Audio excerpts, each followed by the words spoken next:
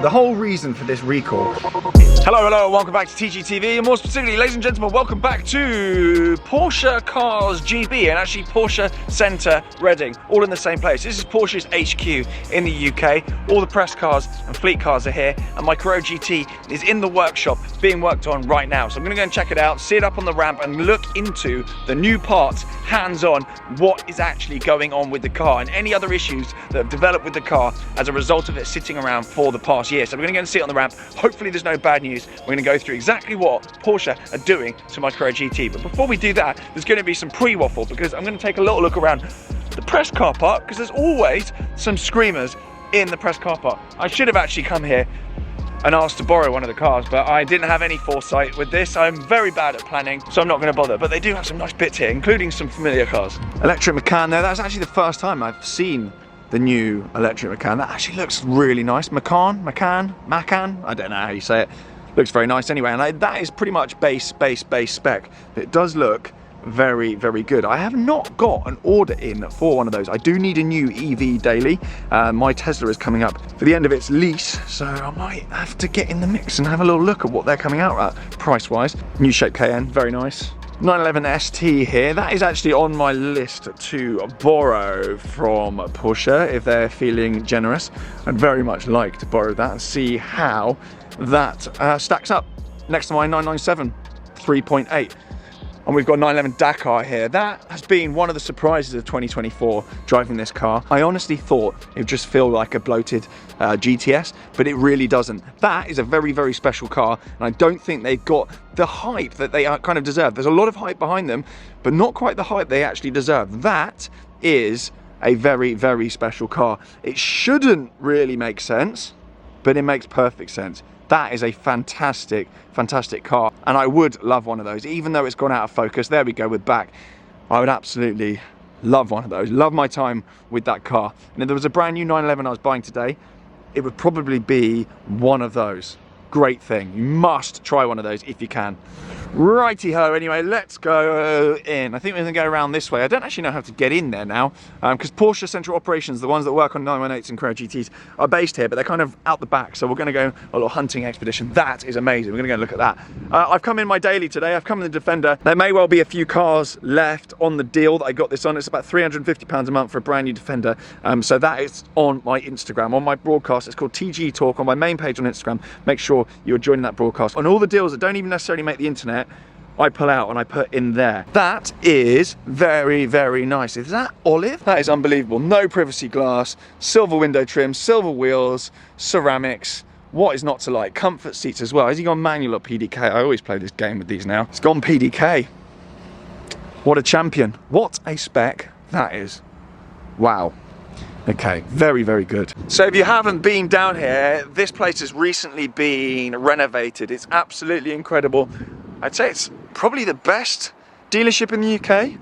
I mean, it should be, it's HQ, but they've got some crazy, crazy stuff here the whole time. It's worth just going for a little stroll around. C4S 996. I missed mine. I should never have sold it. Should never have sold it. What a car. Oh, let's head in then. Try and find where my Carrera GT is. Might have a little walk around the dealership afterwards, but there's enough pre-waffle, so let's go find it. We are out back then. This is sort of behind the scenes at Porsche GB HQ. We've got this unit here, which is where the Carrera GTs arrive. You may remember Martin in my last video, who collects the Carrera GTs. He is the Carrera GT collector. He picks up Carrera GTs and 918s. He's the oracle in all things moving halo Porsche cars. He's a fantastic bloke. Anyone that's had any of those cars, or even has anything to do with a Porsche GB, knows Martin.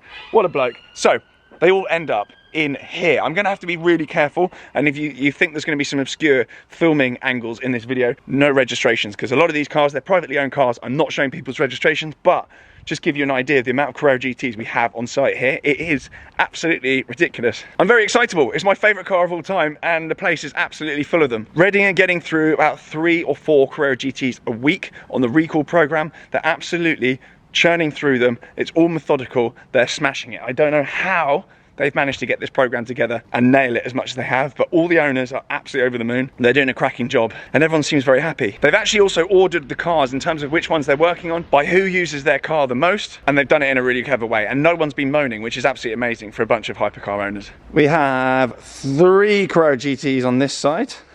We have GT Silver one.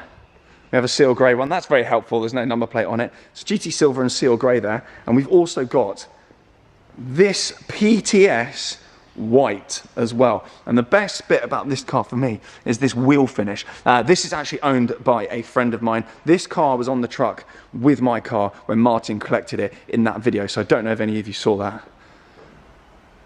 But interestingly as well, some of these cars have got KW upgrades in them as well, with lift kit. So this is one of those cars.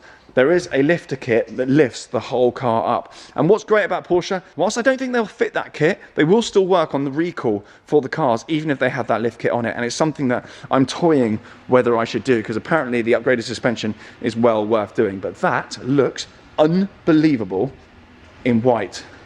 Very cool. Got another seal grey car here, slightly darker than GT Silver. And GT Silver obviously was named after the Carrera GT. We've got another black one here. This is basalt black, I think. This is a metallic black, so slightly less. Oh, maybe it's not actually. There was 2 blacks offered by Porsche when these were new. You've got basalt black, which is a metallic black, and you've also got solid black like mine. Solid black was slightly rarer. Most people went for metallic.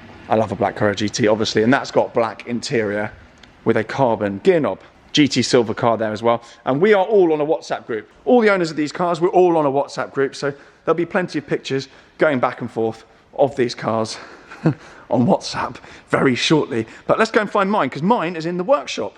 It is a bit of a treasure trove here. I could actually just walk around for the whole day just looking at cars, but we're not going to do that. A lot of the cars pre-delivery as well come here, so they come straight from Germany and end up here before PDI, so pre-delivery inspection, or with the transport blocks on and whatnot. I remember my Turbo S, my GT3 Touring. I've had pictures from this car park sent to me by the dealer here, and some lucky sod is waiting for their GT3 RS. I love those things, and driving one of those around the track at Catalunya on the Carrera GT Experience was one of the best things I've ever done in a car. It's absurd. No horrible comments.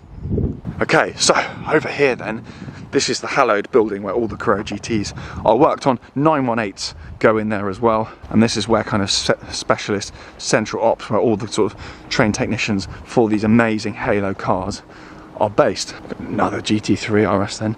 I'd absolutely love one of those. And it's not just Carrera GTs they work on as well. This is a 997 GT3. What a spec. Ceramics on that. I'm just trying to hide the plate there. But they work on all of the kind of the older GT products as well. So it's not just Carrera GTs, 918s and 959s. They also work on this really special stuff as well. And I think my 3.8 might be ending up here at some point soon too. So coming in then, this is where they do the tyres and the wheels. And interestingly, with the GT, there is new tyres offered with the recall campaign, so I am going to get new tyres. However, and we'll see in a sec, I've not actually driven on the tyres that got put on the car, because it went for a major service and then I never drove it. So we've got the tyres here, and they've got them stored, so I can take the tyres with the car at the end of the recall. I don't have to get them fitted, which we're going to decide. We're going to go and see what age are on the tyres at the moment. We have got down at the end, you may well remember my car up there. It was in this bay here. A couple of years ago now, actually, the engine was out. I think it might have been last year, actually. The engine was out, and we did a full major service, full breakdown video on the channel. We've actually got my vehicle itself here now. I've just turned up to see Mickey, who was working on my car. It was Martin, I think it was Martin last time over here, but Mickey's working on my car today. As we see, we've got a load of them up on the ramps here. I'm going to do my best not to show you any registration plates, but I just love looking around these things and all the guts and engineering that goes on under the car when it's all uncovered. So here is my car then. I think we're going to get her up on the ramp, higher up, and take a little look underneath, but they've already started work on it. The service is already done. So part of the recall campaign then, there is a minor service that's thrown in, because the cars have been sat around, and actually the last time I drove it, it just had a major service. The recall kicked in literally just after I got it back, which is both good timing and bad timing. So they've already had a look at it. They've diagnosed any issues with the car other than the service. They call those additionals. We're hoping that's not too bad. I'm going to go and look at the piece of paper in a second. but we've also got my wheels up here and my tyres. So as I said, I got new tyres put on the car at a cost of about, I think it was about 2.5 grand last time I went for a service. So I'm thinking they've probably done about 30 miles, if that, since they got put on the car. I've just asked the guys, and the fronts are from 2021 and the rears are from 2022. So we've got a little bit of life left in them still. I don't think there's any point in getting them changed just yet. I think I'm going to get some more wear out of these. I think when the car comes in for a minor service next year, we'll have a look at the tyre tread, see how many road trips, lol, I've been on in the car, and we'll put the tyres that I'm getting at this recall point and this service on the car then. So I'm probably going to I'll take the new tyres away with me. But Porsche as well have actually just developed with Michelin a Cup 2 for this car. So part of the recall, you get Super Sports. That's the tyre that you get given with the recall program, but you can opt for Cup 2s as well. Obviously Cup 2s are a little bit more leery, but it's very, very cool. They've literally just developed a brand new tyre for this car. And these Michelins, I mean, you can tell it's been in my garage, there's spider webs on them. So a few general points then about leaving the car sat around for that amount of time. The guys here have said it's worth firing it up to temperature and leaving it running for sort of 20-30 minutes,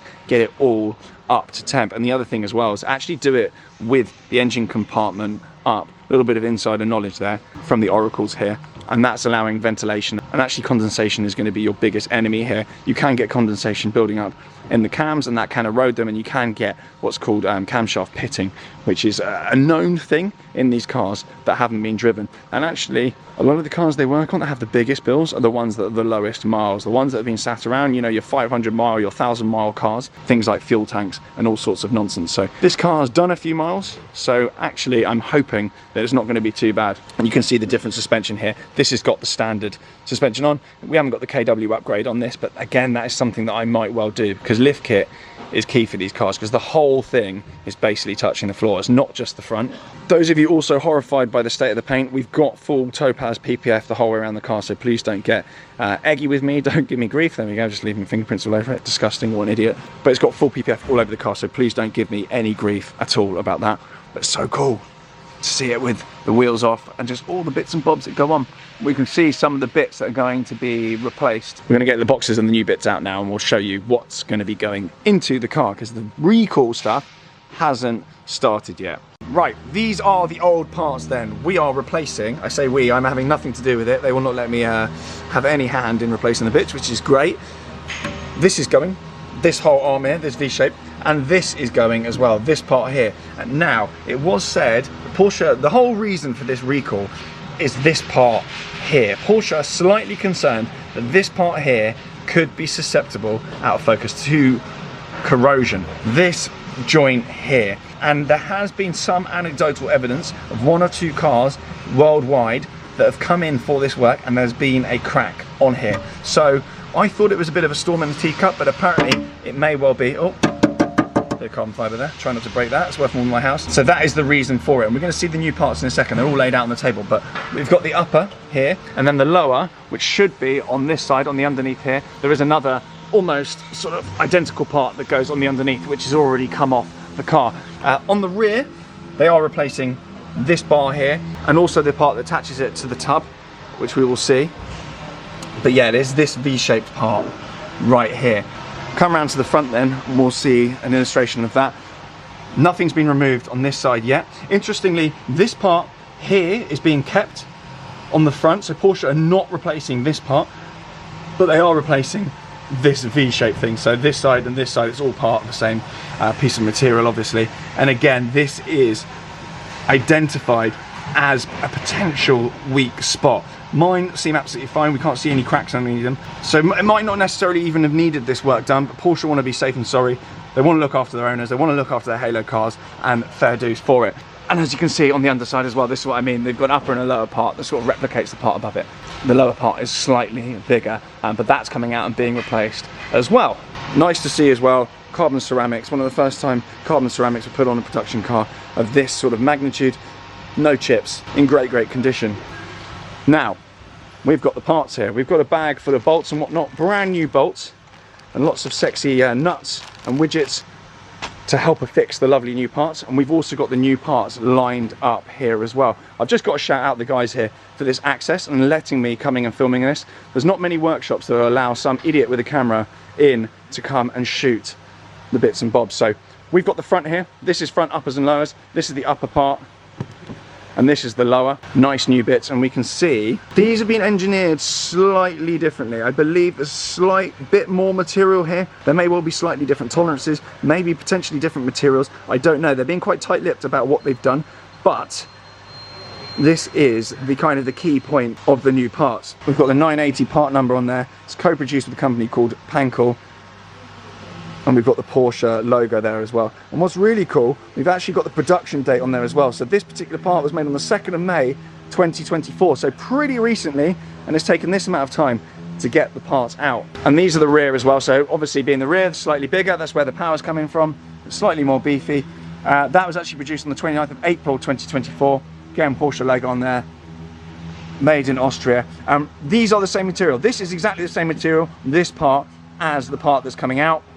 And again, we've got this salient point here, which has been slightly more beefed up. I think I've seen some footage from someone where this little bit here next to the bolt is slightly thicker, and potentially built with slightly different tolerances. I don't know, and nobody will tell me, but it would make sense. And we've also got this here as well, which is the rear lower, I believe, the beefiest of the lot. And we've got this part as well, which attaches to the tub as well on the rear of the car. So this is pretty much the entirety of the recall work, but this is literally just one side of the car. We've obviously got the entire other side of the car to go, and these are all the bolts and sort of accoutrements. I want to show you actually, because as bolts go, this is about as sexy as it gets.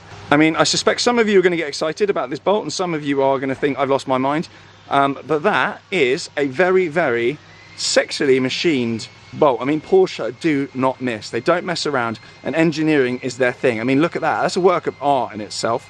And that's just one of the many bolts going into this car. They won't tell me the exact cost of what this recall means to Porsche AG, but it's not going to be cheap. These parts are incredibly expensive. I would suspect for each corner, it's probably a couple of grand per quarter as an absolute minimum. So I'm just so grateful that they're looking after the cars like this, and I'm going to put this back before I lose it. So that's your good news. Your bad news is, though, they have found one potential additional. Look at the state of this. It's PPF'd. I know you don't always listen, so I'm saying it again. It is PPF'd. I think they're going to clean it potentially before they give it back. There is an additional, which actually is in the front here, so I'm going to use my phone light to show you guys this. In the back there, so through the front grille, we've obviously got radiator, radiator, radiator. They're not in bad nick, a few little sort of dents and whatnot, very, very normal. And actually some owners have put mesh on there to protect. I might get them to remove this old radar thing off the car because I don't like it, but we do have some slight weeping down there. I don't know if you can see that down there, in that back corner over there, and in the corner over there, we do have a slight weeping. So what that could mean, and we're taking a view on it, that next service we're going to have another look at it, and I'm going to monitor coolant levels. We may well need a new radiator, which it's not a cheap item, but we're going to take a view on it. I'm hoping that it's just because it's been sat around, and actually it doesn't really need doing, but I don't think that's actually how these things work. So potentially at next service, which is a minor service I believe, we will need a new radiator, which I think could be pretty aggressive. And underneath there, the chap was saying, Mickey here was saying, there's a bit of dampness under there somewhere as well from that radiator, but he's not too concerned. I don't think it's something they're absolutely desperate to do at this point. We're going to find out in a second. I've asked him to go and find out, so I'll get the price on that now. Okay, car's up then. Whilst we wait on how much a new radiator is going to be, I'm going to take a deep breath for that. We've just got some little symptom here of the weep. So we've got a little bit of kind of moisture there, a little bit of coolant has come through there. And since the last service, they've put just under a litre of coolant in there. Bear in mind, it's been sat in a heated garage for over a year now. I think it's been about 15 months, 16 months since that service, and I think they probably topped up the coolant then. So we have got a bit of a weep, but I think that could limp through until probably this time next year. It looks an absolute state, doesn't it? It really does. I can't wait to actually get it clean, get it out, and get some use out of the thing. But you can see under here how much carbon fibre is actually employed in this car and why they're so hideously expensive to fix if you crash them, because everything, obviously it's carbon tub, you can see that there, and all the carbon shelling around everything. This whole tray here is carbon, remnants of the carbon tub there. You can just see how hideously expensive these things get if you crunch them. I mean, it's just mad the level of engineering and carbon fibre that's gone into this thing, considering they are 20 years old. It's mad. And obviously we've got that basically Le Mans and F1 derived 4.7 litre V10 out the back there as well.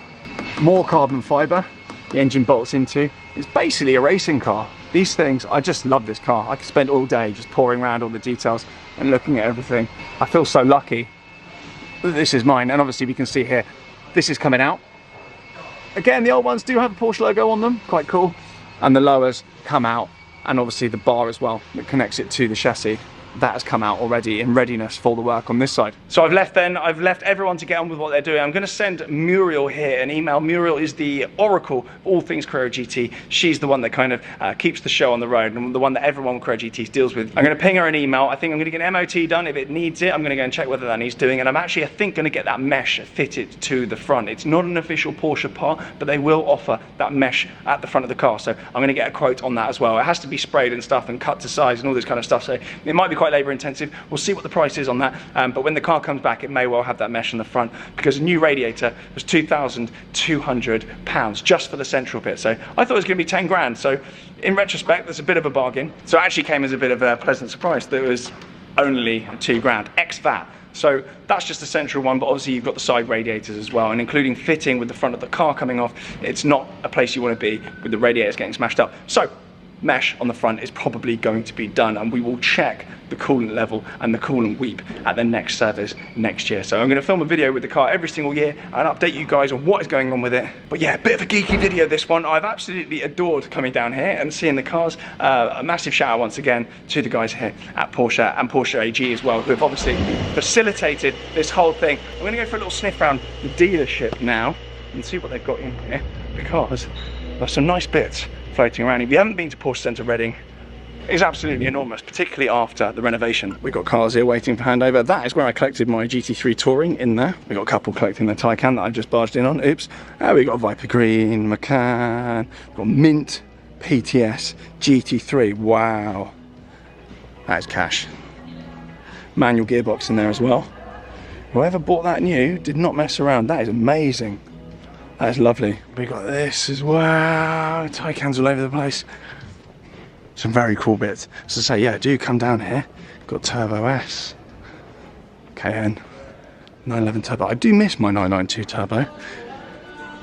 Wouldn't mind another one. They've come back down to very sensible pricing now as well. That's a hell of a car. Just a Bogo black turbo. It's cool. Got GT4 RS here as well. These are very cool. I've never actually driven one of these. I would like to at some point. Got a load of the new Macans flying around. They do look good. Anthe's been badgering me. I think she wants one of those. So we'll see what happens with that. Porsche design watch there as well. Rich. That is then that. Hopefully you enjoyed this little video. A little bit geeky, going into the ins and the outs of the global Porsche Carrera GT recall program. A bit of a niche video, but I personally enjoyed having a little nose around. Hopefully some of you found that interesting. I have got a lot of questions about it over the past year or so. A few of you actually said Porsche have taken ages with this. I don't actually agree. I think they've done this really quickly, considering they've manufactured all new parts, and they've done a thorough testing program of the parts to make sure that these now are the real deal, and that actually will last decades and decades going forward, because they can't get this wrong. Don't forget, they can't now have these parts fail. Having done this whole thing, they had to be really sure on these bits. So I'm very impressed, very impressed. It's like a well-oiled machine back out there. So Muriel, Mick, I've been calling him Mickey, but apparently I did check with him. He said he gets called worse. So Mickey, thank you very much, and all the team there as well. A massive shout out. So the next time you see that car, it'll be getting delivered back to the cottage, hopefully with its new front mesh bits done on it, and we will get a first drive, and by the time it's first drive it will be November, so that is going to be a very sweaty affair. Thank you very much for watching. Do subscribe, blah and I will see you all very soon. Bye.